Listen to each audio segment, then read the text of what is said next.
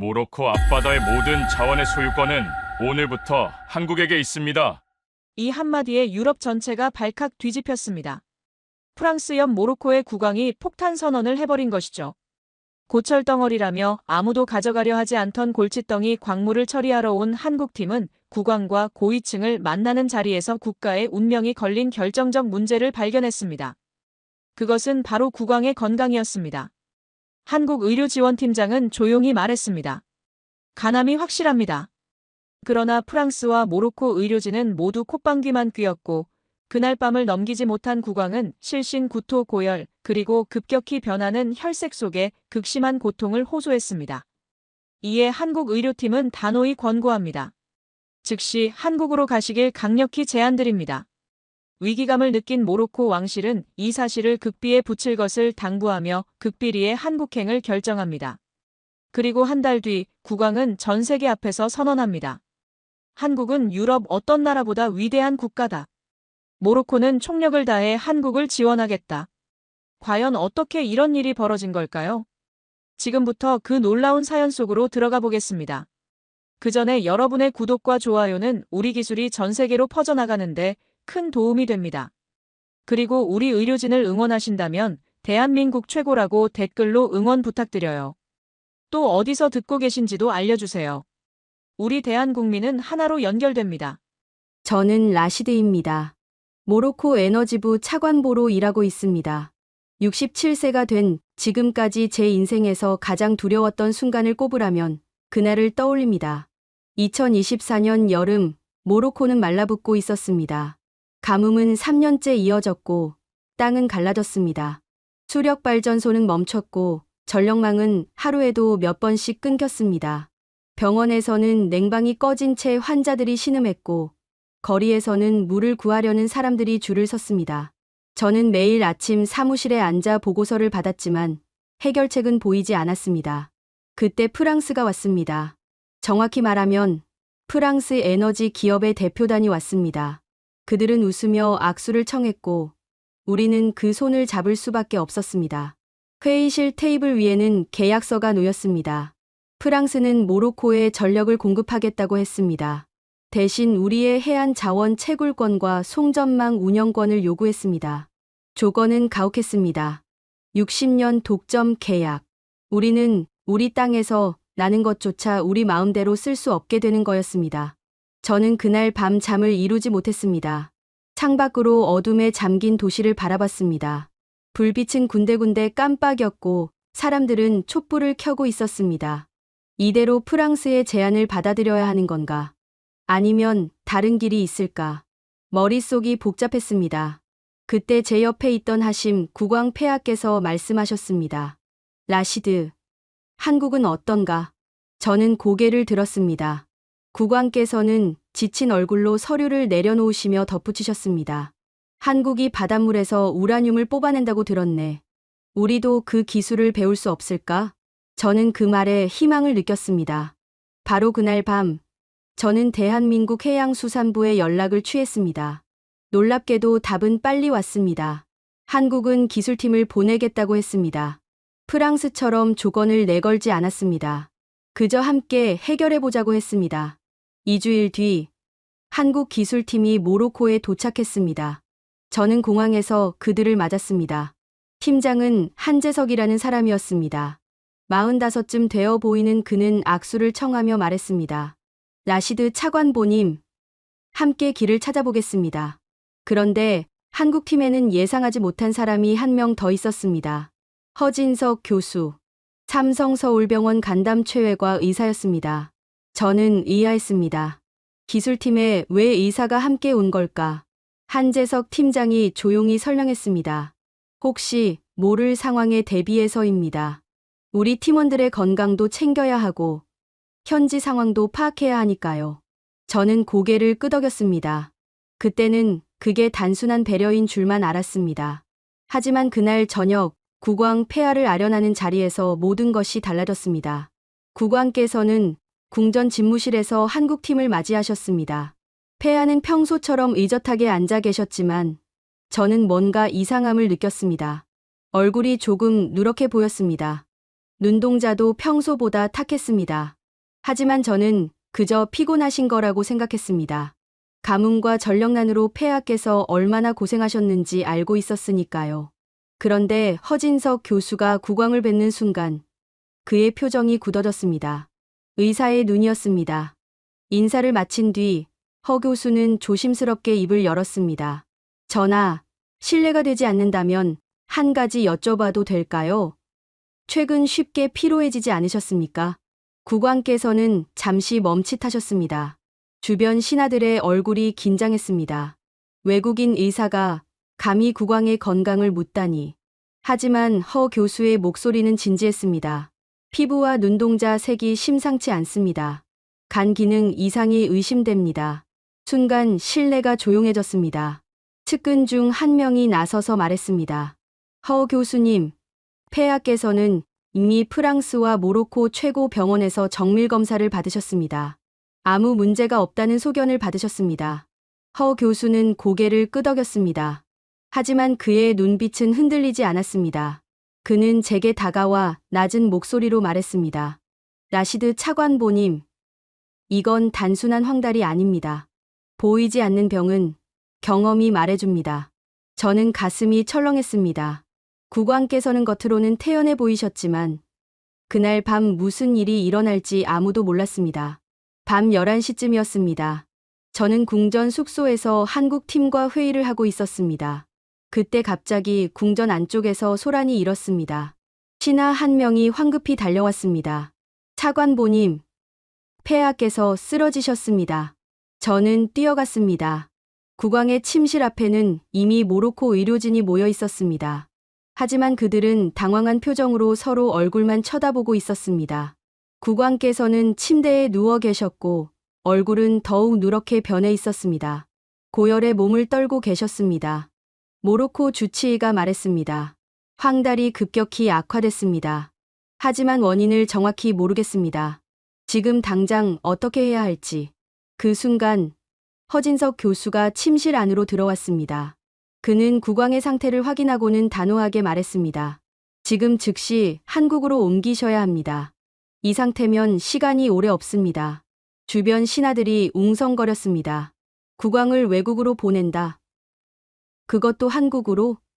하지만 허 교수는 흔들리지 않았습니다. 전하의 증상은 단순 황달이 아닙니다. 간 기능 급속 저하 징후입니다. 지금 여기서 치료할 수 있는 수준을 넘어섰습니다. 한국에는 이런 사례를 다룬 경험이 많습니다. 제발 결단을 내려주십시오. 저는 국왕을 바라봤습니다. 폐하께서는 힘없이 눈을 뜨셨고 제 손을 붙잡으셨습니다. 그리고 작은 목소리로 말씀하셨습니다. 라시드, 한국으로 가겠네. 그렇게 결정이 내려졌습니다. 그날 밤, 저는 한국행을 준비하며 생각했습니다. 이 나라를 살리려고 한국 기술팀을 불렀는데 이제는 국왕의 생명까지 한국에 맡기게 됐구나. 두려웠지만 동시에 묘한 확신이 들었습니다. 한국이라면 할 수 있을 거라고. 국왕을 한국으로 모시기로 결정한 그날 밤, 저는 잠을 한숨도 자지 못했습니다. 궁전 집무실에는 긴급 회의가 소집됐고 모로코 고위 관료들이 모여들었습니다. 모두의 얼굴은 굳어 있었습니다. 국왕 폐하께서 외국으로 가신다는 사실이 알려지면 어떻게 됩니까? 한 신하가 떨리는 목소리로 물었습니다. 저는 대답할 수 없었습니다. 알고 있었으니까요. 국민들은 혼란에 빠질 것이고 정치적 공백이 생길 것이며 무엇보다 프랑스가 가만히 있지 않을 거라는 걸. 허진석 교수는 회의실 한쪽에 조용히 앉아 있었습니다. 그는 국왕의 최신 검사 결과를 들여다보며 이마를 짚고 있었습니다. 저는 그에게 다가가 물었습니다. 교수님, 정말 시간이 없습니까? 허 교수는 고개를 들었습니다. 그의 눈빛은 흔들리지 않았지만 목소리에는 긴박함이 묻어 있었습니다. 차관보님, 지금 폐하의 간 수치는 정상의 10배를 넘어섰습니다. 이틀 안에 적절한 치료를 시작하지 않으면 돌이킬 수 없습니다. 저는 숨이 막혔습니다. 이틀, 고작 이틀. 그 짧은 시간 안에 국왕을 한국까지 모셔야 한다니. 그때 한재석 팀장이 지도를 펼쳤습니다. 그는 모로코에서 한국까지의 항로를 손가락으로 짚으며 말했습니다. 일반 민간 항공편으로는 불가능합니다. 중간 경유지만 4곳이고 시간도 24시간 이상 걸립니다. 게다가 공항마다 출입국 절차가 있습니다. 폐하의 상태로는 감당하실 수 없습니다. 그럼 어떻게 합니까? 제가 물었습니다. 한 팀장은 잠시 생각하더니 말했습니다. 특별기를 띄워야 합니다. 한국 정부에 요청하겠습니다.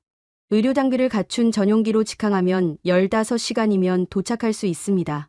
저는 고개를 끄덕였습니다. 그런데 문제는 거기서 끝이 아니었습니다. 다음 날 새벽 프랑스 대사관에서 연락이 왔습니다.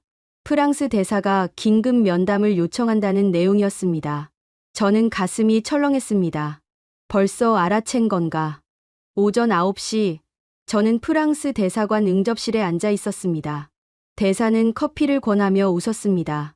하지만 그 웃음 뒤에는 차가운 경계가 숨어 있었습니다. 라시드 차관보, 최근 한국 기술팀과 자주 만나신다고 들었습니다. 에너지 협력 건입니다. 알고 계시지 않습니까? 저는 침착하게 대답했습니다. 대사는 고개를 끄덕이며 찻잔을 내려놓았습니다. 그런데 말입니다. 어젯밤 궁전에 의료진이 급히 모였다는 소문이 있더군요. 혹시 폐하께 무슨 일이라도. 폐하께서는 건강하십니다. 저는 단호하게 말했습니다. 대사는 미소를 지었지만 눈빛은 날카로웠습니다. 그렇다니 다행이군요. 그런데 한 가지 조언을 드리자면 모로코가 한국 같은 먼 나라와 너무 가까워지는 건 신중해야 합니다. 역사적으로 프랑스와 모로코는 오랜 파트너 아닙니까?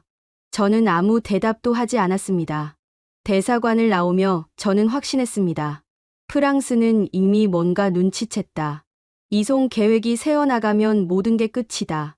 궁전으로 돌아오자마자 저는 한재석 팀장을 불렀습니다. 팀장님, 프랑스가 움직이기 시작했습니다. 우리 이송 계획을 막으려 할 겁니다. 한 팀장은 침착하게 고개를 끄덕였습니다. 예상했던 일입니다. 그래서 준비했습니다. 그는 노트북을 열어 항공 스케줄을 보여줬습니다. 화면에는 2개의 비행 계획이 떠 있었습니다. 하나는 진짜 이송 경로입니다. 다른 하나는 가짜입니다. 우리 기술 장비를 실은 헬기를 먼저 북쪽으로 보내겠습니다. 프랑스 정보망이 그쪽을 주목하는 동안 폐하께서는 남쪽 해안 소형공항에서 특별기를 타고 출발하십니다. 저는 감탄했습니다. 한국 사람들은 기술만 뛰어난 게 아니었습니다. 이런 위기 상황에서도 빈틈없이 대응했습니다. 그런데 팀장님, 만약 프랑스가 항로를 막으면 어떻게 합니까? 제 질문에 한 팀장은 잠시 말이 없었습니다. 그러다 조용히 말했습니다. 그래서 우리는 국제 항로를 피해서 갑니다. 조금 돌아가더라도 안전하게. 그날 오후 궁전에서는 비밀 회의가 열렸습니다. 국왕 폐하께서는 침대에 기대어 앉아 계셨습니다. 얼굴은 여전히 누렇고 숨소리는 거칠었습니다. 하지만 눈빛만은 또렷했습니다. 허진석 교수가 폐하 앞에 무릎을 꿇고 말했습니다. 전하, 내일 새벽 출발하셔야 합니다. 비행 중에도 제가 곁에서 지키겠습니다. 국왕께서는 고개를 끄덕이셨습니다. 그리고는 저를 보며 말씀하셨습니다. 라시드, 내가 한국에 간다는 사실 절대 알려서는 안 되네. 폐하, 모로코에 운명이 걸려 있다네. 프랑스가 이 사실을 알면 어떻게 나올지 자네도 알지 않나. 국내 여론을 흔들고 정치적 혼란을 부추길 걸세. 우리는 지금 너무 약하네. 이 비밀은 반드시 지켜야 하네. 저는 목이 메었습니다. 국왕께서는 목숨이 위태로운 상황에서도 나라를 먼저 생각하고 계셨습니다. 허 교수가 단호하게 말했습니다. 걱정 마십시오. 전하, 저희는 환자의 비밀을 지키는 나라입니다. 한국에서는 그 누구도 폐하의 신원을 함부로 밝히지 않습니다. 국왕께서는 희미하게 미소 지으셨습니다. 고맙네, 허 교수. 그날 밤 자정, 모든 준비가 끝났습니다. 궁전 지하 주차장에서 국왕을 모실 차량이 대기했습니다. 허 교수와 한국 의료진이 탑승했고 저도 함께 올랐습니다. 차는 조용히 출발했습니다. 헤드라이트만 켜고 호위 차량도 최소한으로 줄였습니다. 거리는 고요했습니다. 새벽 공기는 차가웠고 별빛만이 하늘을 밝히고 있었습니다. 1시간을 달려 남쪽 해안의 작은 공항에 도착했습니다. 활주로에는 이미 한국 정부가 보낸 특별기가 대기하고 있었습니다.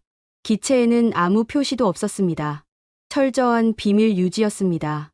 국왕을 들것에 모시고 비행기에 오르는 순간 저는 뒤를 돌아봤습니다. 멀리 도시 불빛이 희미하게 보였습니다. 저 너머 어딘가에서 프랑스는 우리를 지켜보고 있을 겁니다. 비행기 문이 닫혔습니다. 엔진 소리가 커졌고 기체가 움직이기 시작했습니다. 저는 창밖을 바라봤습니다. 활주로 끝이 점점 가까워졌고 순간 비행기가 떠올랐습니다. 모로코가 멀어졌습니다. 국왕의 운명도 나라의 미래도 이제 이 비행기 안에 실려 한국으로 향하고 있었습니다. 허진석 교수는 국왕 옆에 앉아 맥박을 재고 있었습니다. 그는 저를 보며 조용히 말했습니다. 차관보님, 걱정 마십시오. 한국까지 무사히 모시겠습니다. 저는 고개를 끄덕였습니다. 창밖으로 동쪽 하늘이 서서히 밝아오고 있었습니다. 한국을 향해 날아가는 새벽이었습니다. 비행기가 고도를 높이며 안정 궤도에 진입했습니다. 저는 좌석에 앉아 창밖을 바라봤습니다. 구름 위로 떠오른 해가 기체 날개를 비추고 있었습니다. 아름다운 광경이었지만 제 마음은 무거웠습니다. 기내는 조용했습니다. 일반 여객기가 아니라 의료 전용기였기에 좌석 대신 간이 병상이 설치돼 있었습니다.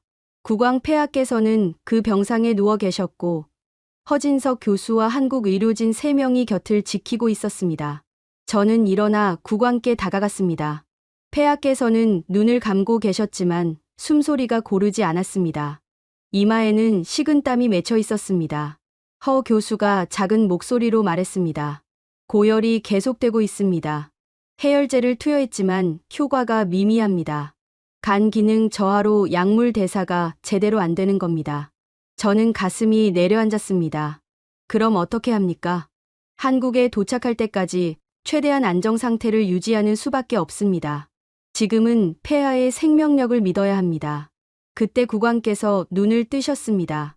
탁한 눈동자였지만 의지는 또렷했습니다. 폐하께서는 제 손을 잡으셨습니다. 손은 뜨겁고 떨리고 있었습니다.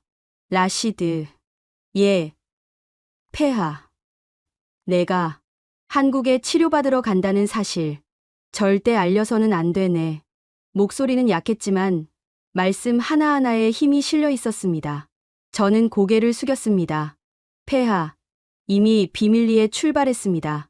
아무도 모릅니다. 아니야. 프랑스는 알고 있네.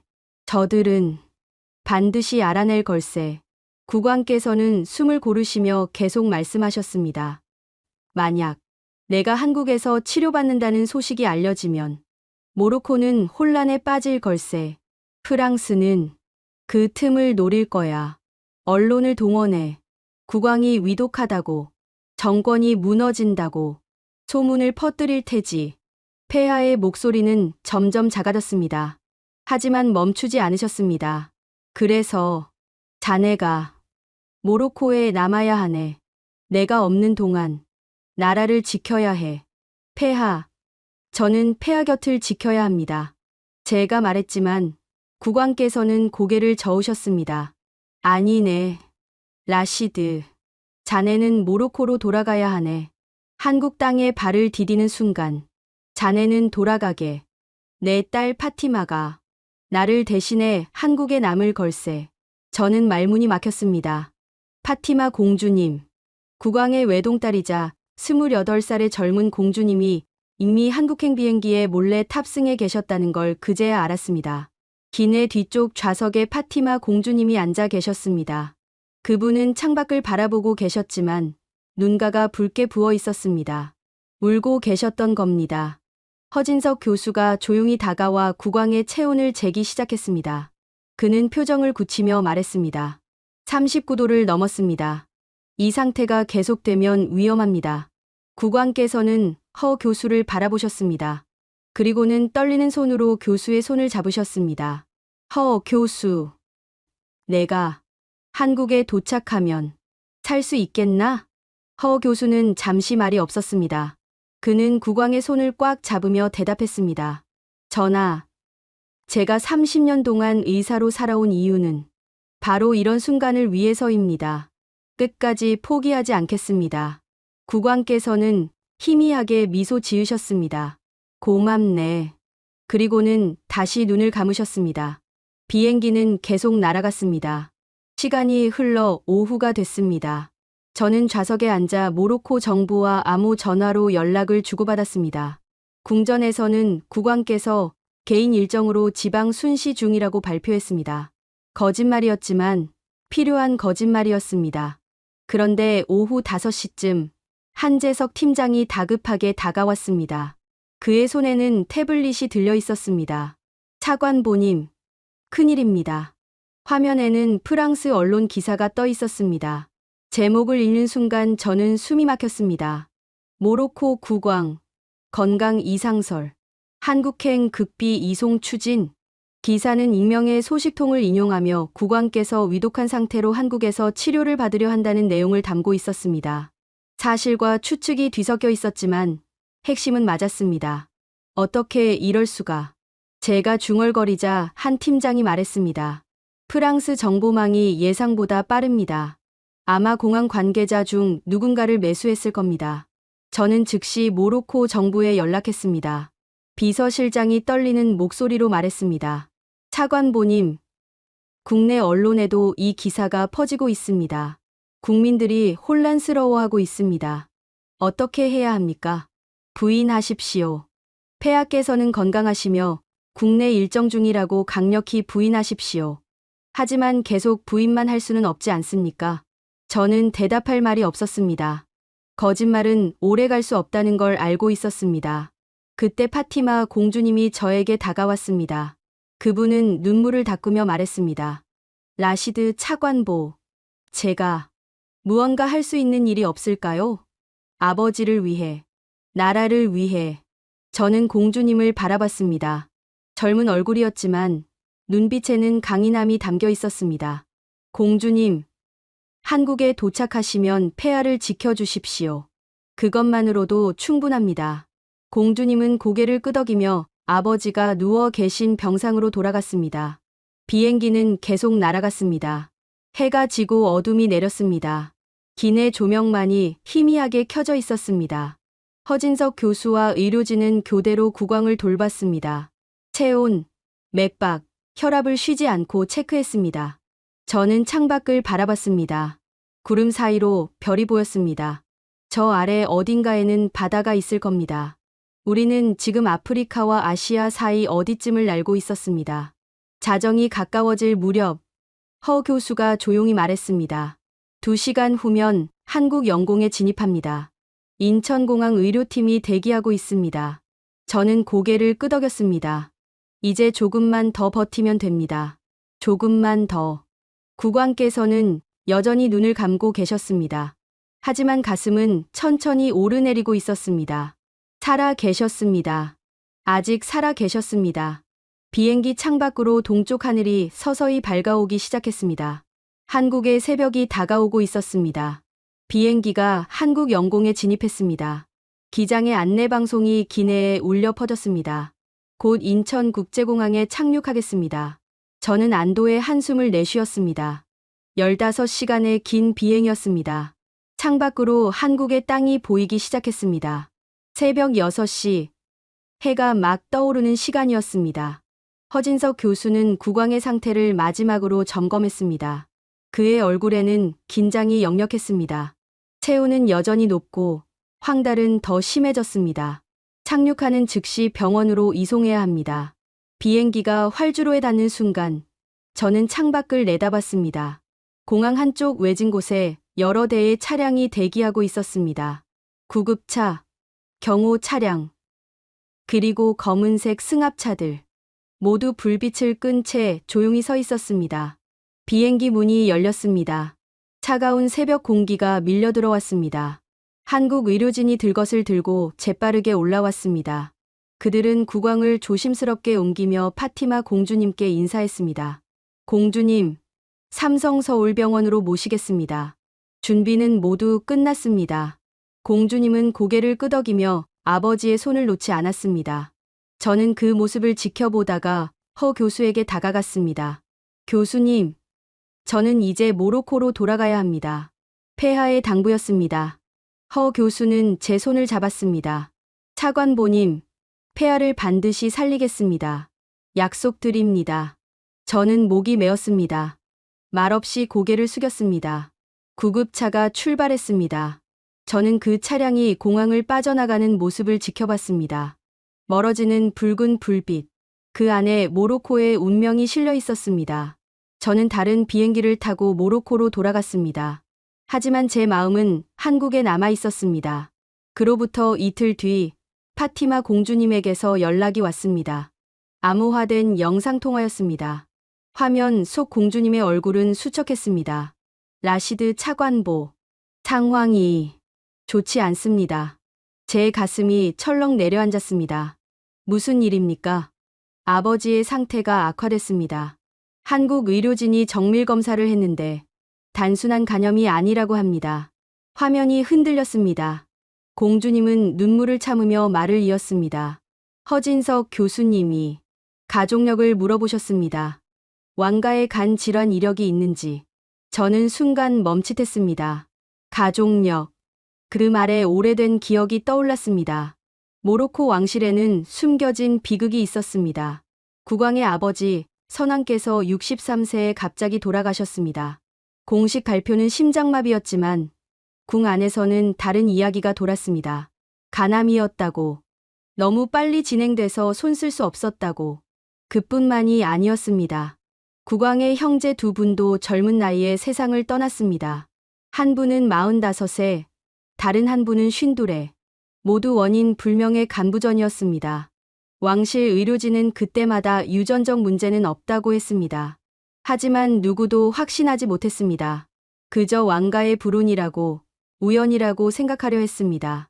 화면 속 공주님이 떨리는 목소리로 말했습니다. 허 교수님께 모든 걸 말씀드렸습니다. 할아버지도, 작은 아버지들도 모두 간 때문에 돌아가셨다고. 공주님, 교수님이 그러셨어요. 이건 단순한 우연이 아니라고. 왕가에 유전적 간 질환 소인이 있을 수 있다고. 지금 아버지 상태를 보면 그게 발현됐을 가능성이 높다고. 저는 숨이 막혔습니다. 그럼 치료가 가능합니까? 공주님은 한참 동안 대답하지 못했습니다. 그러다 작은 목소리로 말했습니다. 교수님이 최선을 다하겠다고 하셨습니다. 하지만 쉽지 않다고 솔직하게 말씀하셨어요. 통화가 끝난 뒤 저는 의자에 주저앉았습니다. 모로코 집무실 창밖으로 석양이 지고 있었습니다. 붉은 하늘이었습니다. 왜 하필 국왕 폐하께, 왜 이 나라가 가장 어려울 때. 며칠 뒤 파티마 공주님에게서 또 연락이 왔습니다. 이번에는 짧은 메시지였습니다. 차관보님, 한국 의료진이 병의 원인을 찾기 위해 밤낮 없이 일하고 있습니다. 허 교수님은 아버지 곁을 한시도 떠나지 않으십니다. 그리고 다음 날 공주님의 음성 메시지가 도착했습니다. 울먹이는 목소리였습니다. 차관보님, 오늘 아버지께서 깨어나셨어요. 잠깐이었지만 제 손을 잡으셨어요. 메시지를 들으며 저는 눈물이 났습니다. 아버지가 제게 그러셨어요. 파티마, 울지 마라. 한국 의사들은 포기하지 않는 사람들이다. 나는 믿는다. 그렇게 말씀하시고는 다시 잠드셨어요. 저는 메시지를 반복해서 들었습니다. 국왕의 목소리는 들리지 않았지만 그 말씀이 제 귓가에 맴돌았습니다. 한국 의사들은 포기하지 않는 사람들이다. 그날 밤 저는 삼성서울병원에 편지를 보냈습니다. 허진석 교수 앞으로. 교수님, 폐하의 생명을 부탁드립니다. 모로코는, 우리 국민은 기도하고 있습니다. 부디 기적을 만들어 주십시오. 일주일이 지났습니다. 모로코에서는 여전히 국왕께서 지방 순시 중이라는 발표가 이어졌습니다. 하지만 프랑스 언론은 계속해서 의혹을 제기했습니다. 국내 여론도 흔들리기 시작했습니다. 저는 매일 밤 파티마 공주님과 연락했습니다. 공주님은 병원 옆 숙소에 머물며 아버지를 돌보고 계셨습니다. 어느 날 밤 공주님이 말했습니다. 차관보님, 오늘 허 교수님이 제게 말씀하셨어요. 아버지의 병은 정말 복잡하다고. 하지만 반드시 원인을 찾아내겠다고. 한국에는 수십 년간 축적된 간 질환 연구 데이터가 있다고. 그걸 바탕으로 반드시 길을 찾겠다고. 저는 가슴이 뜨거워졌습니다. 공주님, 한국을 믿으십시오. 저도 믿습니다. 네. 저도 믿고 있어요. 통화를 끝내고 저는 창밖을 바라봤습니다. 모로코의 밤하늘에는 별이 총총했습니다. 저 멀리 한국 하늘에도 같은 별이 빛나고 있겠죠. 국왕 폐하, 부디 살아 돌아오십시오. 열흘째 되던 날 파티마 공주님에게서 긴급 연락이 왔습니다. 새벽 4시였습니다. 모로코 시간으로는 밤 10시. 저는 잠결에 전화를 받았습니다. 차관보님, 공주님의 목소리는 다급했습니다. 저는 벌떡 일어났습니다. 무슨 일입니까? 아버지 상태가 갑자기 나빠졌어요. 간 수치가 급격히 올라갔다고. 지금 의료진이 응급 회의 중입니다. 저는 온몸이 굳었습니다. 지금 어떤 상황입니까? 잘 모르겠어요. 허 교수님이 병실에서 나오지 않으세요. 다른 의사들도 계속 들어갔다 나왔다 하고. 차관보님, 저 너무 무서워요. 공주님의 목소리가 떨렸습니다. 28살 젊은 여성이 혼자 타국 땅에서 아버지의 생사를 지켜보고 있었습니다. 공주님, 진정하십시오. 한국 의료진을 믿으십시오. 네. 통화가 끊어진 뒤에도 저는 잠을 이룰 수 없었습니다. 집무실로 나가 불을 켰습니다. 책상 위에는 모로코 국내 상황 보고서가 쌓여 있었습니다. 프랑스 언론의 공세는 날이 갈수록 거세졌고 국민들의 불안도 커지고 있었습니다. 국왕은 어디 있는가? 왜 모습을 보이지 않는가? 거리에서는 이런 질문들이 나오기 시작했습니다. 저는 매일 거짓말로 대응해야 했습니다. 국왕께서는 건강하시다고, 곧 돌아오신다고. 하지만 진실은 달랐습니다. 국왕은 지금 한국 병원에서 생사의 기로에 서 계셨습니다. 다음 날 아침, 파티마 공주님에게서 영상통화가 왔습니다. 화면 속 공주님의 눈은 충혈돼 있었습니다. 밤새 울었던 게 분명했습니다. 차관보님, 허 교수님이 설명해 주셨어요. 뭐라고 하셨습니까? 공주님은 떨리는 손으로 종이를 들어 보였습니다. 검사 결과지였습니다. 숫자들이 빼곡했지만 저는 의학 용어를 알아볼 수 없었습니다. 아버지의 간 수치가 정상의 12배를 넘었대요. 혈중 암표지자 수치도 계속 올라가고 있고요. 그런데 공주님이 말을 멈췄습니다. 숨을 고르는 소리가 들렸습니다. 그런데 일반적인 간암 형태와 다르다고 합니다. 종양도 뚜렷하게 보이지 않고 오히려 간 전체가 손상되고 있다고. 저는 숨을 죽였습니다. 허 교수님이 독성 물질 노출 가능성도 배제할 수 없다고 하셨어요. 하지만 아버지는 평생 건강관리를 철저히 하셨잖아요. 음식도, 물도, 모든 게 검증된 것만 드셨는데 어떻게 독성 물질에. 공주님의 목소리가 잦아들었습니다. 저는 조심스럽게 물었습니다. 그럼 지금 어떻게 하고 있습니까? 한국 의료진이 24시간 진단 회의를 하고 있대요. 수십 명의 전문의가 모여서 원인을 찾고 있다고. 허 교수님은 3일째 집에도 안 가시고 병원에 계세요. 화면 너머로 병실 복도가 보였습니다. 의사들이 바쁘게 오가고 있었습니다. 모두 긴장한 표정이었습니다. 차관보님, 한국 사람들은 정말 최선을 다하고 있어요. 외국인인 아버지를 위해 밤낮 없이 일하고 계세요. 공주님이 울먹였습니다. 저는 아무것도 할 수 없어요. 그저 기도만. 공주님, 그것만으로도 충분합니다. 폐하께서는 공주님이 곁에 계시는 것만으로도 힘을 얻으실 겁니다.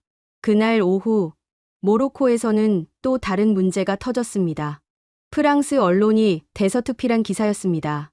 모로코 국왕, 한국에서 사경 해매, 왕실, 진실 은폐 의혹.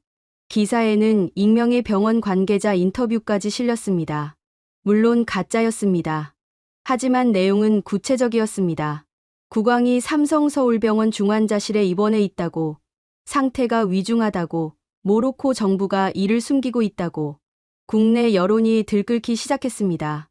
야당은 정부를 향해 진실을 밝히라고 요구했습니다. 거리에서는 시위가 일어났습니다. 저는 긴급 기자회견을 열어야 했습니다. 카메라 앞에 서서 저는 단호하게 말했습니다. 국왕 폐하께서는 건강하십니다. 프랑스 언론의 보도는 근거 없는 허위입니다. 폐하께서는 곧 국민 여러분 앞에 모습을 드러내실 것입니다. 하지만 제 목소리는 떨리고 있었습니다. 거짓말이었으니까요. 기자회견이 끝나고 저는 혼자 남았습니다. 빈 회견장에 앉아 고개를 숙였습니다. 언제까지 이렇게 버틸 수 있을까? 국왕께서 돌아오시지 못하면 어떻게 하나? 그때 전화가 울렸습니다. 파티마 공주님이었습니다. 차관보님, 허 교수님이 저를 부르셨어요. 중요한 얘기가 있다고. 무슨 내용입니까? 지금 가보려고요. 다시 연락드릴게요. 저는 전화를 붙잡고 기다렸습니다. 30분이 지났습니다. 40분이 지났습니다. 그 시간이 영원처럼 느껴졌습니다. 마침내 전화가 왔습니다. 차관보님, 공주님의 목소리는 달라져 있었습니다. 울고 있는 건지 웃고 있는 건지 알 수 없었습니다. 허 교수님이 뭔가 찾아내셨대요. 아버지 병의 단서를. 제 심장이 뛰기 시작했습니다. 뭐라고 하셨습니까? 한국 의료진이 수십 년 축적된 간 질환 연구 데이터를 뒤졌대요. 밤새도록. 그리고 희귀한 패턴을 발견했대요. 간세포 독성 반응이라고. 그게 무슨 뜻입니까? 아버지의 병이 일반적인 간암이나 간염이 아니라 오래된 감염 흔적 때문에 생긴 독성 반응이래요. 왕가 가족력도 여기서 비롯됐을 거라고. 저는 숨을 멈췄습니다. 그럼 치료가 가능합니까? 공주님의 목소리가 떨렸습니다. 허 교수님이 그러셨어요. 지금 치료하면 살릴 수 있다고. 반드시 회복시키겠다고. 저는 의자에서 일어났습니다. 창밖으로 모로코의 하늘이 보였습니다.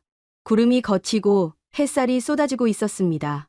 공주님, 한국이 폐하를 살리는군요. 네, 한국이 아버지를 살리고 있어요. 전화를 끊고 저는 한참 동안 서 있었습니다. 눈물이 흘렀습니다. 두려움의 눈물이 아니었습니다. 희망의 눈물이었습니다. 그날 밤, 저는 다시 허진석 교수에게 편지를 썼습니다. 교수님, 감사합니다. 포기하지 않아 주셔서, 끝까지 길을 찾아 주셔서, 모로코는 이 은혜를 절대 잊지 않을 것입니다.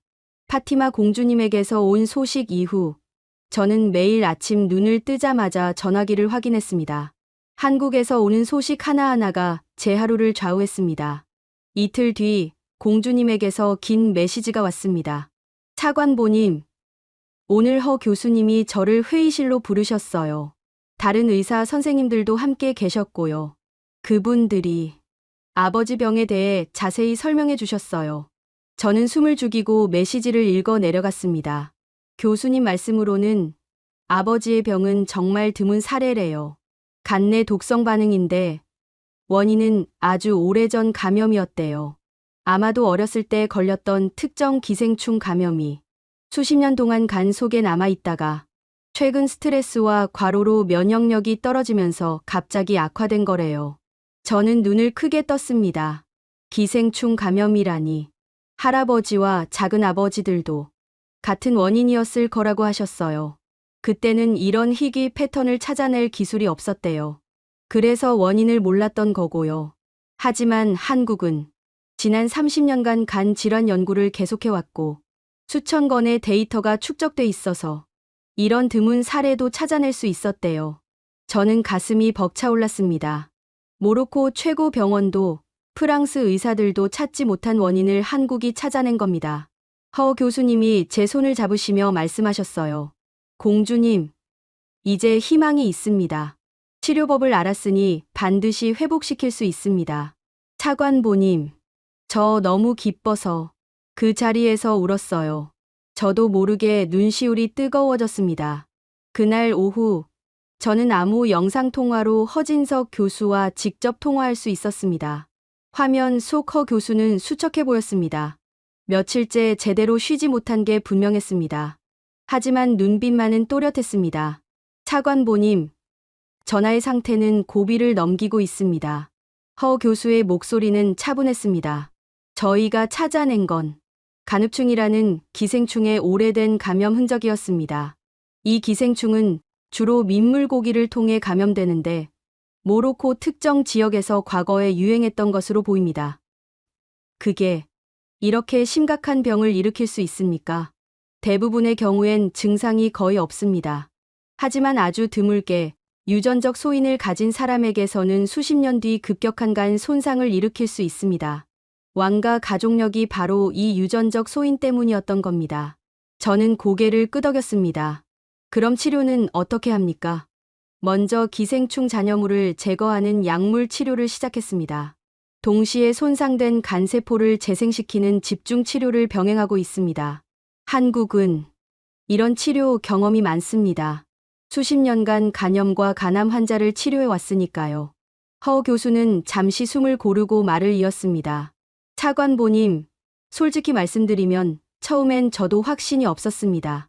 하지만 우리 팀 전체가 밤낮 없이 데이터를 뒤졌습니다. 삼성서울병원뿐 아니라 전국 대학병원 간담최 전문의들이 협력했습니다. 모두가 전하를 살리고 싶었습니다. 저는 목이 메었습니다. 교수님, 감사합니다. 정말 감사합니다. 아닙니다, 차관보님. 저희는 의사입니다. 환자를 살리는 게 저희 일입니다. 국적이 어디든 누구든 상관없습니다. 통화를 끝내고 저는 한참 동안 화면을 바라봤습니다. 허진석. 그 이름을 절대 잊지 못할 것 같았습니다. 일주일이 지났습니다. 파티마 공주님에게서 매일 소식이 왔습니다. 차관보님, 오늘 아버지께서 깨어나셨어요. 열흘 만에 처음으로 제대로 눈을 뜨셨어요. 차관보님, 오늘은 아버지께서 죽 한 그릇을 드셨대요. 스스로 숟가락을 드셨어요. 차관보님, 황달이 눈에 띄게 좋아졌어요. 피부색이 돌아오고 있어요. 매일 조금씩 좋아지는 소식이었습니다. 저는 그 메시지들을 읽으며 눈물을 흘렸습니다. 보름째 되던 날, 공주님에게서 영상통화가 왔습니다. 화면 속에는 병상에 반쯤 일어나 앉아 계신 국왕이 보였습니다.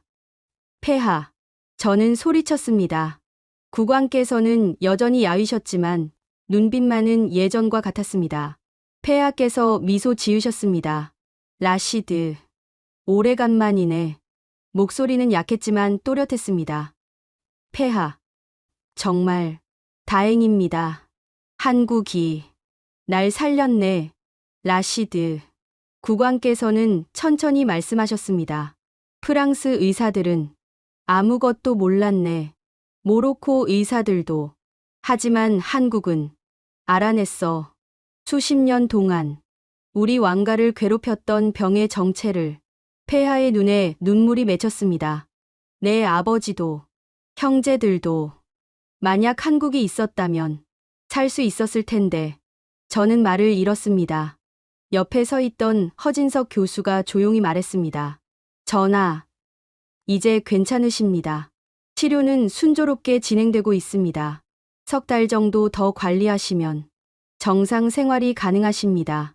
국왕께서는 허 교수를 바라보셨습니다. 허 교수, 고맙네.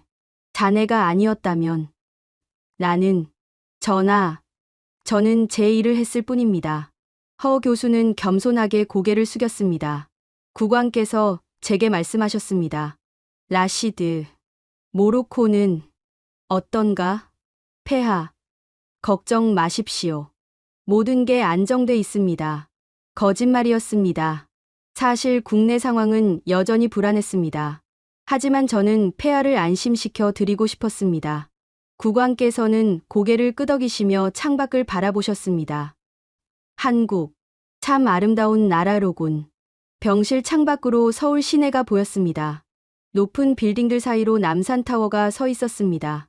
봄볕이 따스하게 내리쪼이고 있었습니다. 이 나라 사람들은 진심으로 날 살리려 했네. 외국인인 나를 왕이라서가 아니라 그저 한 명의 환자로서. 폐하의 목소리가 잦아들었습니다. 라시드, 이 은혜를 절대 잊어서는 안 되네. 예.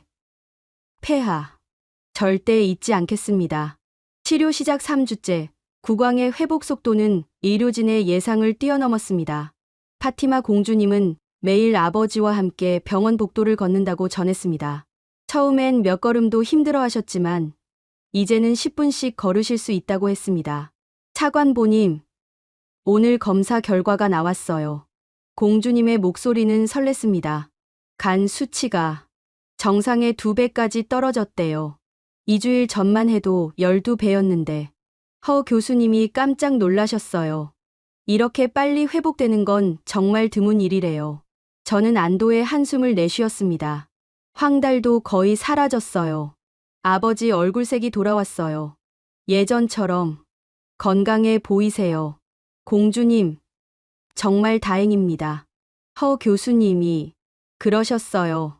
전하의 몸이 한국 치료에 아주 잘 반응하고 있다고. 왕가의 강인한 생명력 덕분이기도 하지만 치료 시기를 놓치지 않은 게 가장 중요했대요. 저는 고개를 끄덕였습니다. 만약 그날 밤 허 교수가 국왕의 이상을 눈치채지 못했다면, 만약 한국행을 결정하지 못했다면 생각만 해도 아찔했습니다. 같은 시각 모로코에서는 또 다른 기적이 일어나고 있었습니다. 한국 기술팀이 설치한 해수 우라늄 추출 시설이 본격 가동에 들어갔습니다. 한재석 팀장이 직접 전화를 걸어왔습니다. 차관보님, 첫 번째 우라늄 추출에 성공했습니다. 저는 자리에서 벌떡 일어났습니다. 정말입니까? 예, 소량이지만 확실한 성과입니다. 이 기술을 확장하면 석 달 안에 모로코 전력 수요의 30%를 충당할 수 있습니다. 6개월이면 50%까지 가능합니다. 저는 숨이 막혔습니다. 50%. 그 말은 곧 모로코가 프랑스 없이도 살 수 있다는 뜻이었습니다. 팀장님, 감사합니다. 정말. 차관보님, 저희는 약속을 지켰을 뿐입니다. 함께 길을 찾자고 했지 않습니까? 전화를 끊고 저는 창밖을 바라봤습니다. 모로코 해안선이 보였습니다. 저 바다에서 우라늄이 나온다니. 한국의 기술이 우리 바다를 에너지원으로 바꿔놓았습니다. 그날 저녁, 저는 긴급 강요회의를 소집했습니다. 프랑스와의 계약 협상을 중단하겠다고 선언했습니다. 우리에게는 이제 다른 길이 있습니다. 한국과 함께하는 길이 있습니다. 회의실이 술렁였습니다. 한 장관이 조심스럽게 물었습니다. 차관보님, 프랑스가 가만히 있지 않을 겁니다. 보복이 두렵지 않습니까? 두렵습니다. 저는 솔직하게 대답했습니다. 하지만 더 두려운 건 우리 아이들이 프랑스의 그늘 아래서 평생을 사는 겁니다. 한국이 우리에게 보여준 건 기술만이 아닙니다. 진심이었습니다. 국왕 폐하를 살리기 위해 밤낮 없이 일한 그 진심 말입니다. 회의실이 조용해졌습니다. 우리도 이제 진심으로 답해야 합니다. 한 달째 되던 날, 허진석 교수에게서 직접 연락이 왔습니다. 차관보님, 전하께서 퇴원 준비를 하고 계십니다. 제 심장이 뛰었습니다. 정말입니까? 예. 간 기능이 거의 정상으로 돌아왔습니다. 물론 앞으로도 6개월간은 정기 검진과 약물 치료가 필요하지만 일상생활은 가능하십니다. 저는 눈물이 났습니다. 교수님, 뭐라 감사를 드려야 할지. 차관보님, 저희가 더 감사합니다. 전하를 치료하며 저희도 많이 배웠습니다. 이 사례는 앞으로 희귀간 질환 치료에 큰 도움이 될 겁니다. 허 교수는 잠시 말을 멈췄다가 조용히 덧붙였습니다. 그런데 차관보님, 한 가지 부탁이 있습니다. 말씀하십시오. 전하께서 여전히 신원을 비밀로 하길 원하십니다. 모로코로 돌아가실 때도 조용히 가고 싶어 하십니다. 저희 병원도 그 뜻을 존중하려 합니다. 저는 고개를 끄덕였습니다. 프랑스 때문이군요. 네. 전하께서 그러셨습니다. 모로코의 자존심과 미래가 걸려 있다고. 한국에서의 치료는 두 나라만의 비밀로 남아야 한다고. 이틀 뒤, 저는 다시 한국으로 날아갔습니다. 국왕을 모시러 가는 길이었습니다. 비행기 안에서 저는 한 달 전을 떠올렸습니다. 그때는 절망 속에서 한국으로 향했지만 지금은 희망을 안고 가는 길이었습니다. 인천공항에 도착하자 한재석 팀장이 마중 나왔습니다. 차관보님, 오랜만입니다. 팀장님, 우라늄 추출 소식 들었습니다. 정말 대단합니다. 모로코 기술진들이 빨리 배워서 가능했습니다. 이제 석 달만 더 함께 작업하면 모로코가 독자적으로 운영할 수 있을 겁니다. 저는 감격했습니다. 한국은 기술을 독점하지 않았습니다. 우리에게 가르쳐 주고 우리가 스스로 할 수 있게 도왔습니다. 삼성서울병원에 도착했습니다. 병원 로비는 평범했습니다. 환자들과 보호자들이 오가고 있었습니다. 아무도 이 병원에 모로코 국왕이 입원해 있다는 걸 몰랐습니다. 한국은 철저히 비밀을 지켰습니다. 엘리베이터를 타고 특별 병동으로 올라갔습니다. 복도 끝 병실 앞에 파티마 공주님이 서 계셨습니다.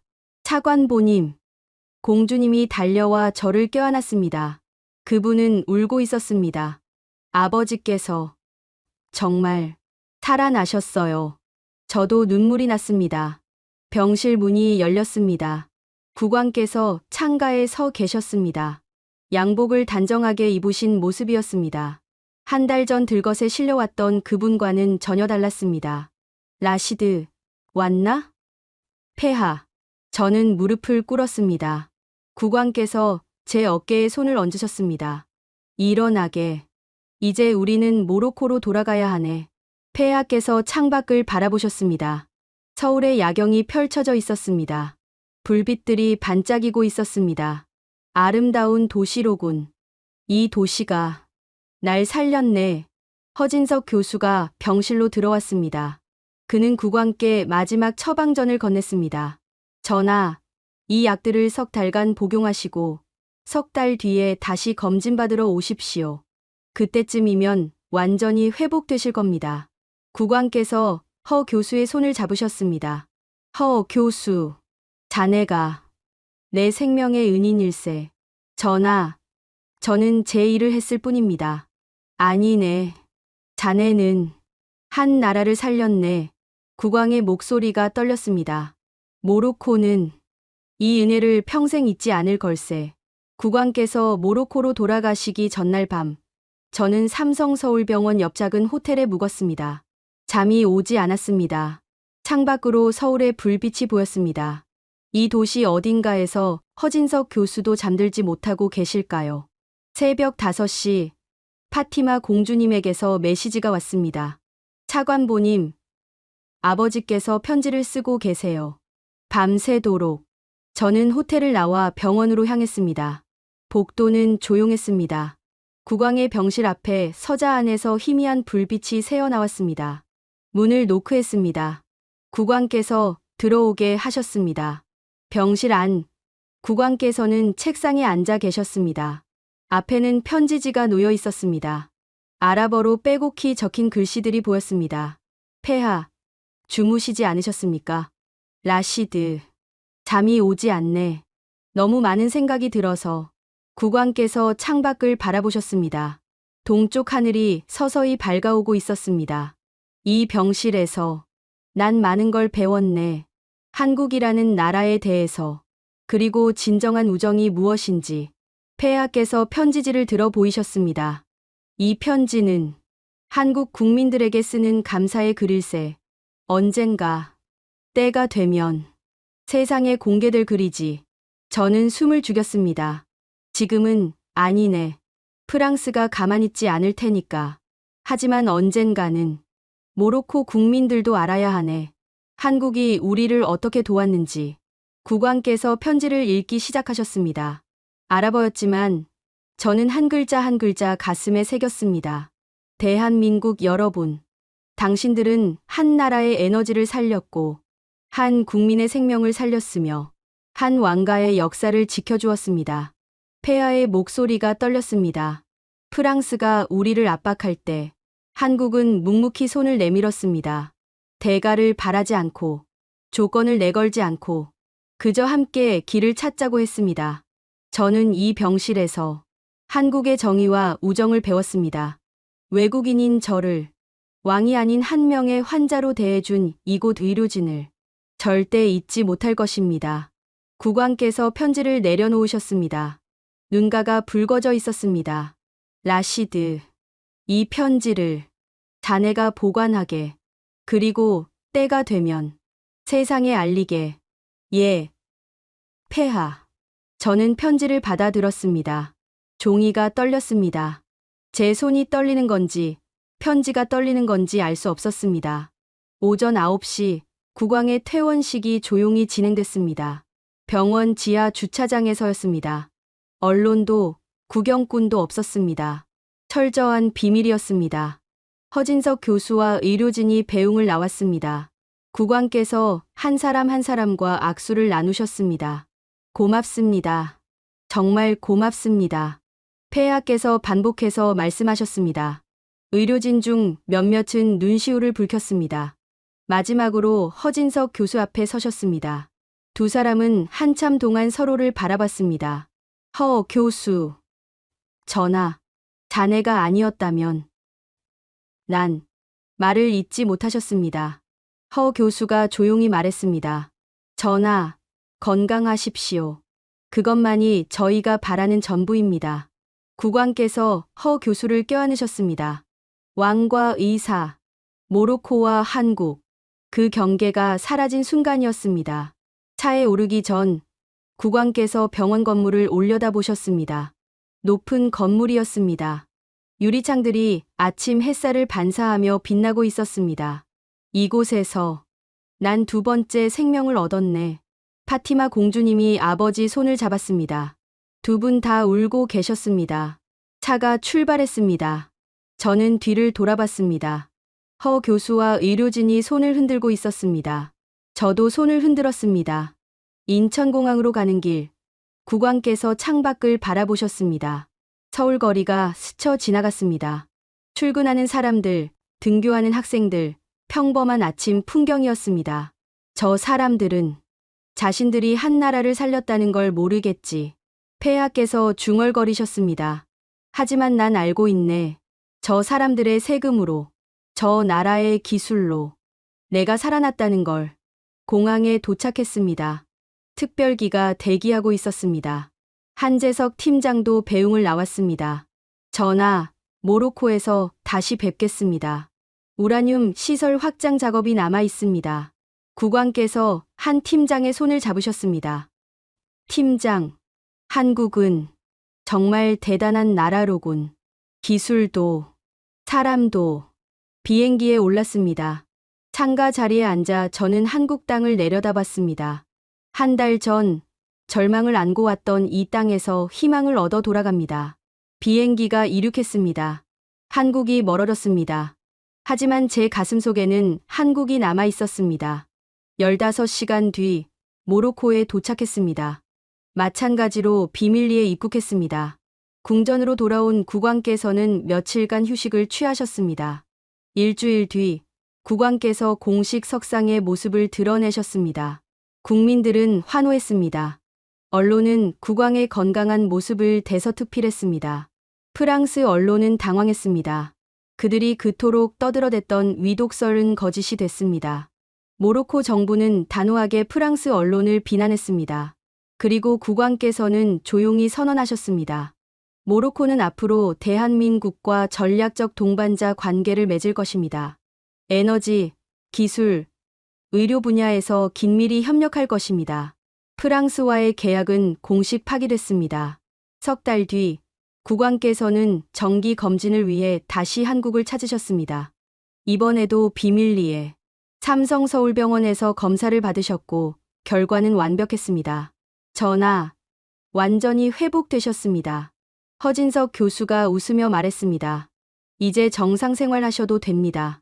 다만 6개월마다 한 번씩은 검진받으러 오십시오. 국왕께서 고개를 끄덕이셨습니다.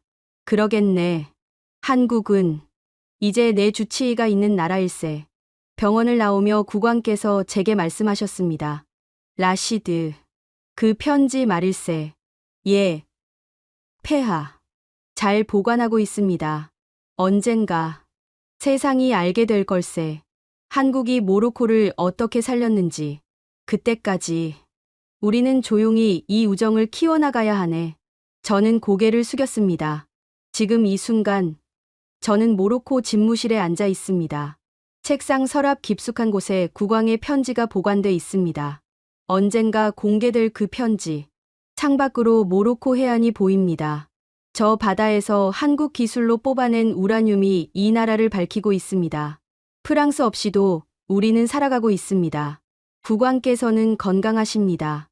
매일 아침 산책을 하시고 국정을 돌보십니다. 67세의 나이에 다시 태어나신 겁니다. 저는 가끔 생각합니다. 만약 그날 밤 한국 의료진이 없었다면 어땠을까? 만약 허진석 교수가 국왕의 이상을 눈치채지 못했다면. 하지만 한국은 있었습니다. 그들은 포기하지 않았습니다. 밤낮 없이 원인을 찾았고 끝내 살려냈습니다. 이 이야기는 아직 비밀입니다. 하지만 언젠가는 세상이 알게 될 겁니다. 한국이라는 나라가 얼마나 따뜻한 나라인지, 진심으로 다른 나라를 돕는 나라인지. 저는 서랍을 열어 편지를 꺼냅니다. 국왕께서 쓰신 마지막 문장을 읽습니다.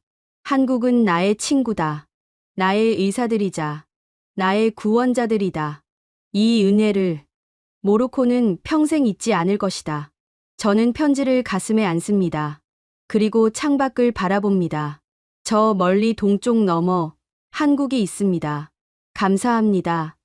대한민국. 당신들이 보여준 우정을, 진심을 절대 잊지 않겠습니다. 여러분은 언제 한국이 따뜻하다고 느끼셨나요? 이 이야기가 마음에 닿으셨다면 구독과 좋아요 부탁드립니다.